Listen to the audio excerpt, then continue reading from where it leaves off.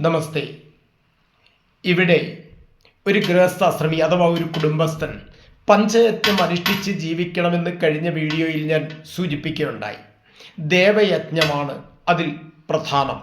പഞ്ചയജ്ഞം, ദേവയജ്ഞം, ഋഷിയജ്ഞം, പിതൃയജ്ഞം, അതിഥിയജ്ഞം, ഭൂതയജ്ഞം ഇവയാണ്. ഇതിൽ ദേവയജ്ഞം ദേവന്മാരോട് ഉള്ള കടമ നിർവഹിക്കലാണ്.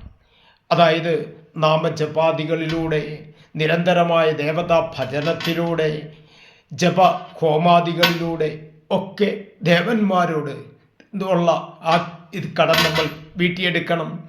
അത് ദേവയജ്ഞമാണ്. അടുത്തതാണ് ഋഷിയജ്ഞം. നമ്മുടെ ഋഷി പരമ്പരകൾ അവർ നമുക്ക് ഉത്തമമായ ജീവിതക്രമത്തിന് വേണ്ട മാർഗനിർദ്ദേശങ്ങൾ വിവിധ ഗ്രന്ഥങ്ങളിൽ കുറിച്ചു വച്ചിട്ടുണ്ട്. നമ്മുടെ ആധ്യാത്മിക പുണ്യപുരാണ ഗ്രന്ഥങ്ങളിലെല്ലാം കുറിച്ചു വച്ചിട്ടുണ്ട്. അതൊക്കെ യഥാവിധി വായിക്കുകയും അത് പഠിക്കുകയും അതിനനുസൃതമായി നമ്മുടെ ജീവിതത്തെ ചിട്ടപ്പെടുത്തുകയും ചെയ്യലല്ലേ യഥാർത്ഥത്തിൽ ഋഷിയജ്ഞം. അടുത്തതാണ് പിതൃയജ്ഞം. പിതൃക്കളോടുള്ള കടമ നിർവഹിക്കൽ.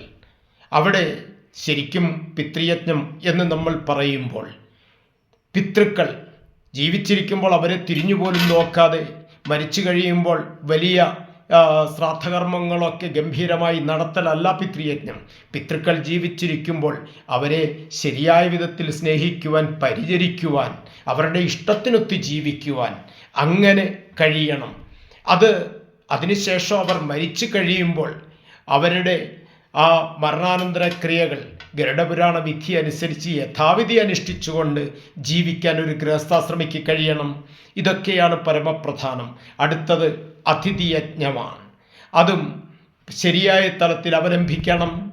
പിന്നെ ഭൂതയജ്ഞം, സർവഭൂതങ്ങളിലും ദയുണ്ടാവണം. ഇങ്ങനെ ജീവിക്കുവാനാണ് നമ്മുടെ ധർമ്മശാസ്ത്രങ്ങൾ നമ്മോട് ഉപദേശിക്കുന്നത്.